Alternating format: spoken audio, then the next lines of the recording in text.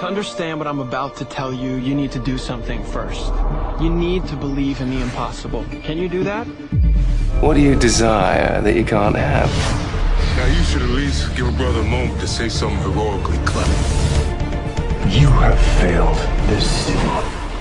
So I have this thing with rolls. Just the end of the world. There's about a dozen ways that I could stop you right now. But I don't think I have to. You're the boy from the circus. I started up a security firm. Finally, a superhero team I can actually get behind. In the future, my friends may not be heroes, but if we succeed, they will be remembered as legends. Welcome to the DC TV report for the week ending Saturday, April 18th, 2020. I'm Little Eddie O'Hare, aspiring professional fanboy. And I'm Sara, academic by day, writer by night. We're here to bring you recaps, news, and commentary for all live-action television shows based on DC Comics. And we have nothing new for you this week, but we have a great retro pick.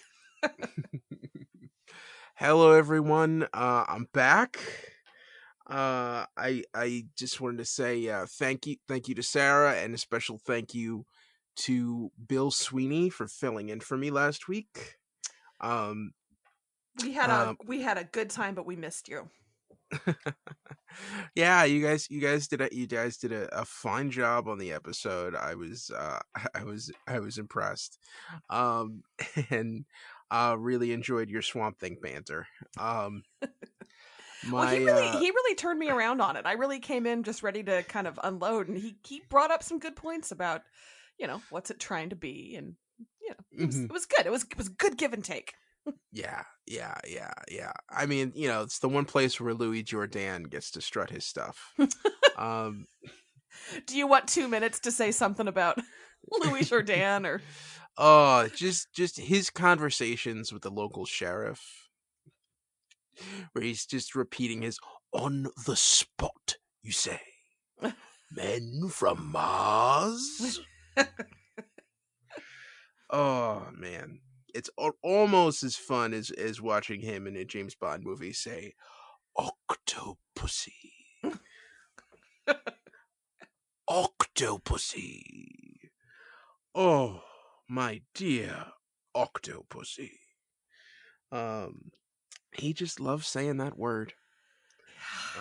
Yeah, well, somebody gives you the chance, you take it, you leap at it. I'm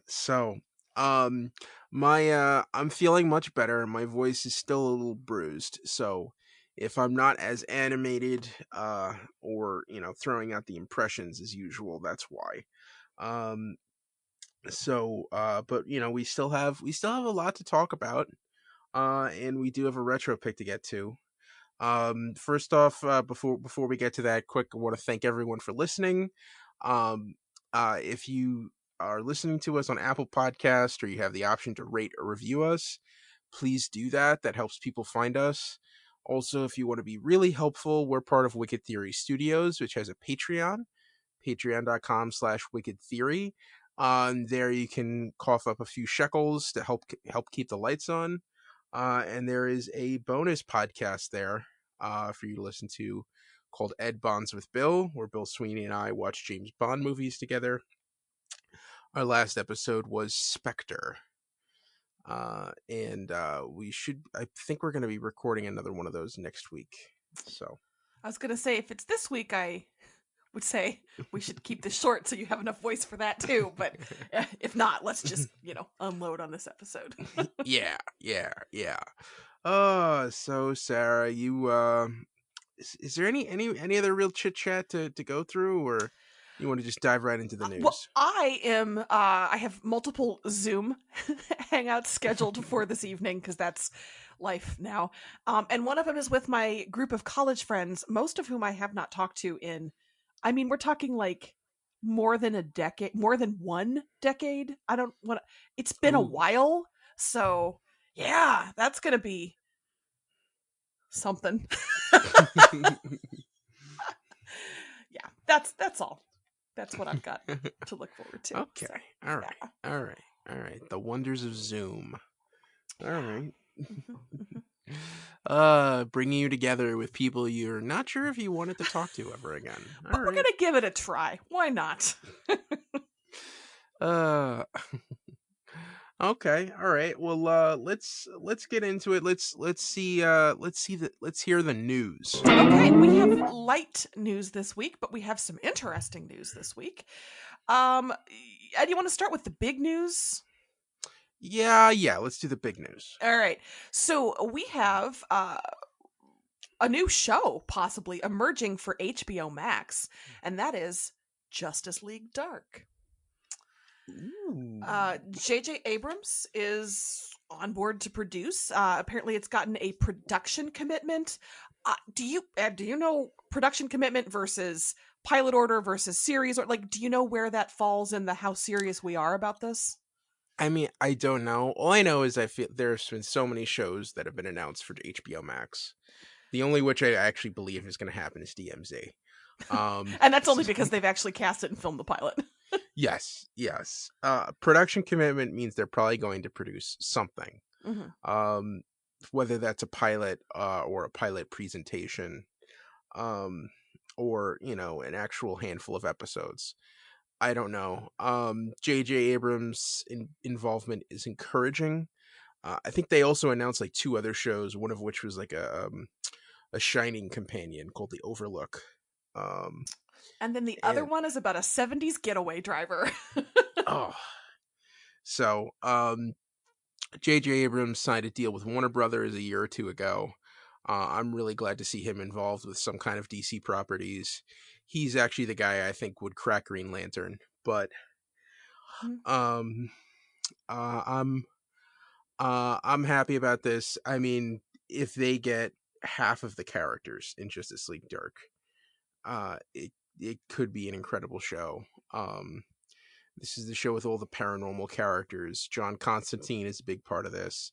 Zatanna is a big part of this, and kind of the will they won't they of Constantine and Zatanna is a really good selling point for that series. You also have characters like Deadman, and Swamp Thing, Black Orchid. Lots of different directions that you can go in. Andrew Bennett, who's DC's vampire. So yeah, this is encouraging. Well, I will admit my first thought was, oh good, can we bring back Swamp Thing if we're going to do Justice League Dark? What do you think? Would that be a possibility? Yeah, I think, it depends on where they try to center it. Are you going to go with like a Swamp Thing story, or are you going to bring in like Timothy Hunter and do the Books of Magic and give it a little bit more of a Harry Potter feel? So, there's a lot of different places they can go in. I even wonder if maybe they'll stay away from Constantine and Swamp Thing just because those characters already have a known presence. And if you're going to do a live action Constantine, is anyone other than Matt Ryan allowed to play that part? I don't think so. I think he'll do it. He'll play Constantine on any network. Just call him. Yeah. But yeah, I'd love to see Swamp Thing again. Yeah, I think that would be great. I think there was a lot in that show that was left hanging. Well, I actually just watched the original Candyman from 1992. Stay with me. And it had, what's her name? From Ed. I didn't have coffee. Oscar winner, from Swamp Thing, but also Candyman, the blonde. Oh, God. Somebody out there right now is screaming this name at me. Anyway. I know who you're talking about. Yes. But I was like, oh right, she does Virginia Madsen. Whew, got there. Virginia Madsen, yes. So very young Virginia Madsen is the lead in Candyman, and I was just like, yeah, this is not her first dark property. Like she is gonna go on to be in Swamp Thing. So Swampy was on my mind last night, so I was watching Candyman. So then Justice League Dark news broke. So. Yeah. Also remember Tony Todd, the actual Candyman, was the voice of Professor Zoom in season 2 of The Flash. He has a good voice. Yes, he does. Yeah. Had some great turns on Star Trek: The Next Generation and Star Trek: Deep Space Nine.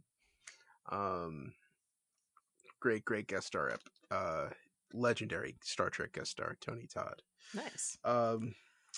That's been your Candyman report. Yeah. I think I've said it too many times. I'm close to 5. I should stop. I mean, he could play Dr. Mist and show up on Justice League Dark. Who knows? Or maybe he could be Baron Voodoo. I don't know. Lots of different characters. Oh, what's up next? Next, we have a little bit of news for Supergirl.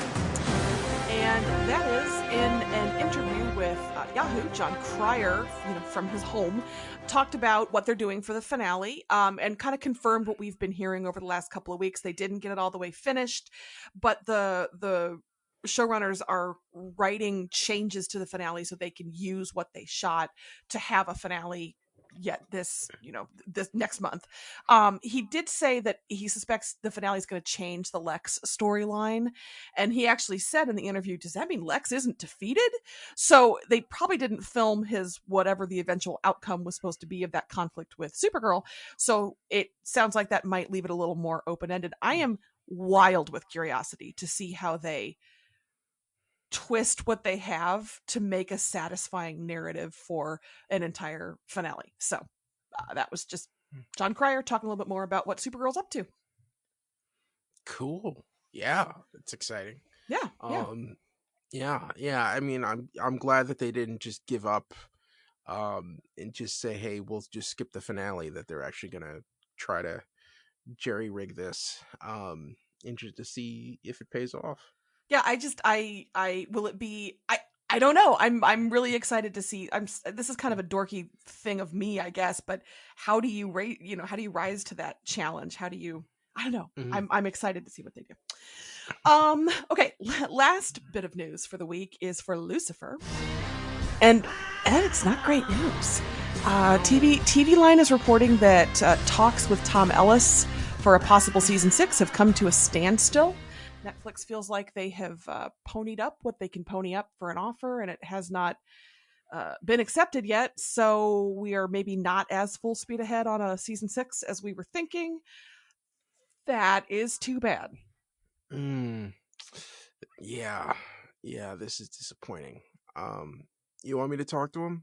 Yeah. Let me see. Can you make some calls? I could try. I'll see what I could do. Yeah, that'd be great. That'd be great. Mm-hmm. Because it would be, super disappointing to not have that. I'm actually surprised by this. I get a sense that Tom Ellis loves this show so much. I kind of thought this was a done deal, that the lead actors would be on board to come back. So I don't know what's going on there. Yeah.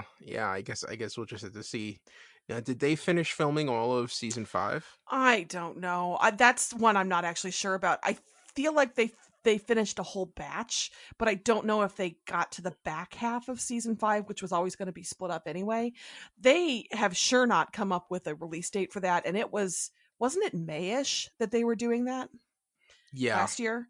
So it's been a year. I mean, I feel like it should have been, and it's possible Netflix is not announcing it yet, but they're going to drop it pretty quickly.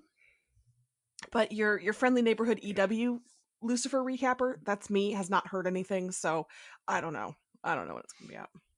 Okay. All right. Well, that's it for the news. That is it for the news. So I guess now it's time for our retro pick. You ready, Sarah? Let's do it.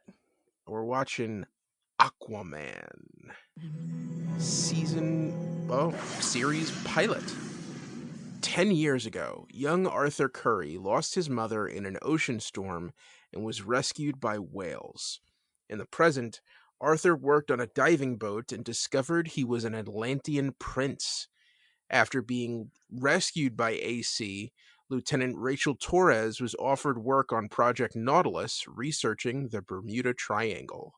Last-minute reveal, McCaffrey made AC read Shakespeare. I was not expecting the scary mermaid. And I guess that's on me.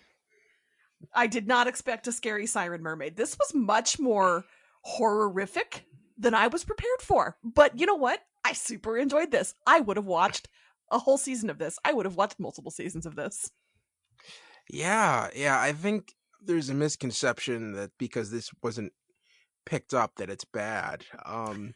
I actually think it's pretty good. I think it's one of the stronger. I think it's a much stronger pilot than Birds of Prey. Mm-hmm. And this actually has even more of a WB feel to me than Smallville did. I actually had this was it was the CW then, wasn't it? Because this felt like the WB to me, and I know that sounds sort of silly, but it really did.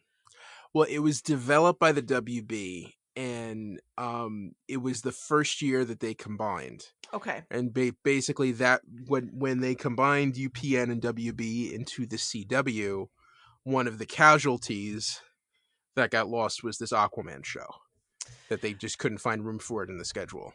This makes me feel better. I mean, doesn't make me feel better. The show wasn't picked up, but I feel like the Supreme Court with pornography. I cannot define what makes a show feel like the WB, but I know it when I see it. And I actually did Google, like, when was the CW? What year was? So thank you for putting all that together. I was not wrong. Yeah. Very WB. I don't know. It's the puka shell necklaces. It's the bright and sunny. It's I don't know. There was a vibe. It was a good WB vibe. I mean, to me, it's the fact that everyone looks like they're cut out of sandstone. Well, I mean, it's just yes. Everyone is not just pretty; they're gorgeous. They're they sparkle. Beautiful. And you know what? Everybody looked authentically sunburned and freckled. That looked like a group of people who live outside in Florida. I felt like, I don't know if that was a result of them being outside in Florida as they were filming or if it was good makeup, but I felt like, yeah, that's somebody whose skin probably shouldn't have had that much sun on it. Look at those freckles on Arthur Curry. Yeah. Yeah. So let's talk a little bit about how this came to be. So the idea for Aquaman, script was written by Alfred Goh and Miles Millar, who were the same creators of Smallville. And they had Aquaman guest star on a season 5 episode of Smallville, played by Alan Ritchson, who plays Hawk on Titans now. And that was the highest rated episode of the year. I remember it being a very big deal that Aquaman was going to be on Smallville. And at the end of making that episode, Goh and Miller realized that there was potential for a series there, and they worked with the WB and got commissioned to do a pilot, and they decided that it wasn't going to be a direct spin-off, that it was going to be a separate show. So there wasn't going to be any connective tissue. So they recast Aquaman with Justin Hartley, who I hear is now on some like family show on NBC that everyone keeps talking about. I hope that show like catches on someday, because yeah, so I will say, it sounds like both of us came into this without a lot of This Is Us baggage. I'm not a This Is Us person. I'm assuming you're not a This Is Us person. If you are, God bless, no judgment. But I wonder if the This Is Us crowd would watch this with a very different appreciation for Justin Hartley. I just appreciate him as a man. But, you know, I don't have any of the... Is it Kevin? Does he play Kevin? I don't know. Sure. Yeah. And basically, after this show was not picked up, Hartley's consolation prize was that he got to play Green Arrow on Smallville. That's a confusing web of attractive blonde actors, because, you know, you've got Aquaman to Hawk, you've got Aquaman to Green Arrow. That's just... Yeah. It's confusing. Yeah. Let's talk about some of the other series regulars. You had Lou Diamond Phillips as Tom Curry. Phillips! I was not prepared for any of this. Yeah. Which also goes to, I think, the WB formula, where we'll have extremely young actors, and then one guy you remember from movies in the 80s. Mm-hmm. And Young Guns was formative, so yeah. I was thinking more like Stand and Deliver and La I Bamba. think you're gonna go for La Bamba. And then you've got Lem from The Shield. This is like a Shield prequel, where Lem's slumming it in Florida before he moves to wherever the Shield was set. Yes. Yeah, and it's also, I think, an interesting point that they make Tom Curry Arthur's adoptive father, and not that he's half human, half Atlantean. He's all Atlantean, and Tom just took him in after his mother is dead. And she died in a tragic Bermuda Triangle waterspout accident. And then I don't know, the dolphins thing was a nice touch. Yeah. Yes. Interestingly enough, Atlanta is played by Daniela Walters, but she's dubbed in this. Really? And she's voiced over by Annette O'Toole, who played Martha Kent on Smallville. Yeah. Yeah, if you could tell that opening voiceover, that's definitely Annette O'Toole. Oh, sure. Yeah, that voiceover was a lot. Yeah. They're trying to lay it on thick. Other characters, we have Denise Quinones as Lieutenant Rachel Torres. We have Amber McDonald as Ava.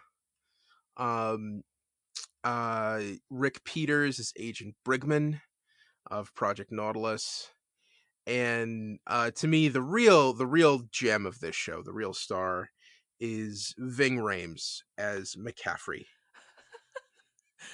That guy's gonna train you, but he's gonna be world weary about it the whole time. Yeah. You know what I love, and you could tell like this is a very specific point for Ving Rhames, where he's past being like the third banana in a big action movie, and he's now gone down to the point where he's slumming it in TV.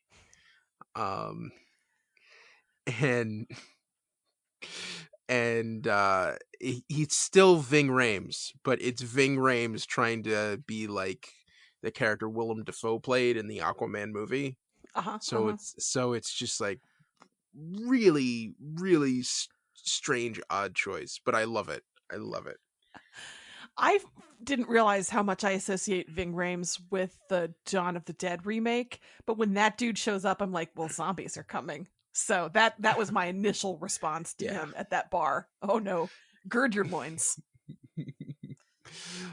See, I always think of him as from the Mission Impossible movies as Luther. Oh, sure. And what's funny is he's in every single Mission Impossible movie, but every time I watch a Mission Impossible movie and he pops up, I always have the same reaction, which is just, oh, that's right, Ving Rhames is in this one. But he's in all of them.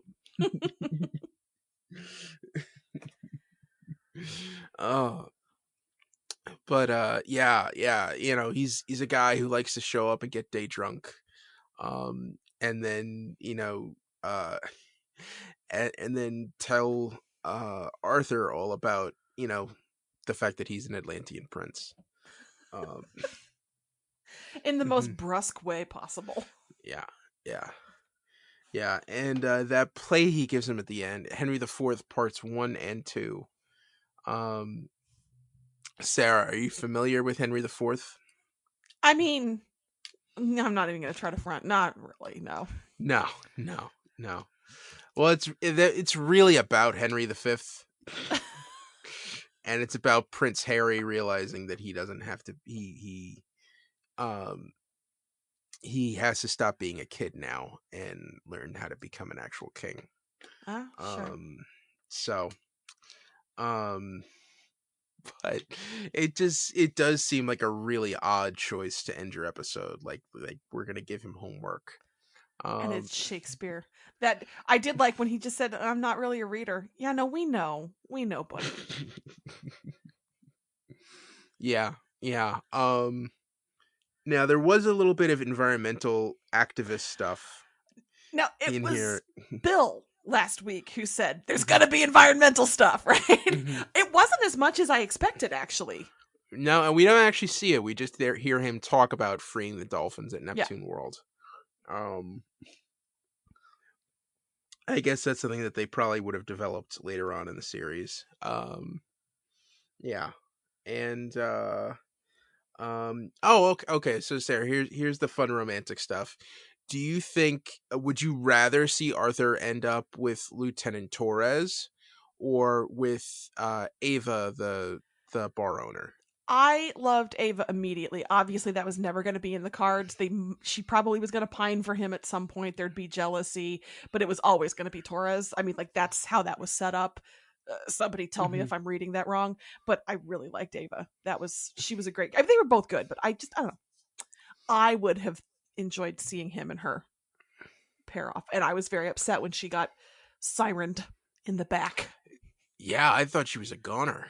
Me too. I thought that was going to be the big twist. And then it comes about a third of the way through. We realized the real reason that this show wasn't picked up was because Adrian Palicki was involved. And she goes on to play Wonder Woman in the failed pilot. There are so many people hopping around DC properties here. yeah. Well, and she plays Nadia, the evil siren, in this episode. And yeah, she's been involved in 3 failed superhero pilots. Aquaman, she starred in the Wonder Woman pilot produced by David E. Kelly, which that is so bad that it has not seen the light of day. That's one that is legendarily bad and campy and over the top. That we've only seen like clips from, but never the full episode. And also when she was on Agents of S.H.I.E.L.D. playing Mockingbird, they did a spin-off pilot for her called Marvel's Most Wanted, which was not picked up because ABC realized, like, no, we don't want spy shows, we want superhero shows. Mockingbird was a great character. That's about when I stopped watching Agents of S.H.I.E.L.D., but she was great. She also, you know what? She used up all her mojo because she was in the Supernatural pilot as Sam's doomed girlfriend. So she kicked off one of the longest running CW series, and all of her pilot mojo went into that, and she didn't have any left for her own. It's kind of tragic. I didn't see she was bad. I thought she was great on S.H.I.E.L.D. She's great. She's wonderful in Friday Night Lights. I mean, that's why I'm a fan of hers. You're right. She is a pilot killer. yeah. And I do enjoy her on the Orville. I think she's great on the Orville. And I think she does a great job here being a bad guy. When is the Orville coming back? I have no idea. Steph, if you're listening, tell us. There's meant to be one final season. Oh, really? Really? Mm-hmm. Yeah, but it's gonna be on Hulu instead of Fox. Huh. I missed all that. Well, that's too bad. I enjoy the Orville. Mm-hmm. Anyway, sorry. This is Adrian Palicki's fault. And I actually thought the special effects for her, for Nadia, as the siren, I thought that was very well done, and she was properly scary. She was scary. Yeah, I was not expecting that. I liked it. I thought they could have used maybe a little more time and attention to the glowing seahorse necklaces.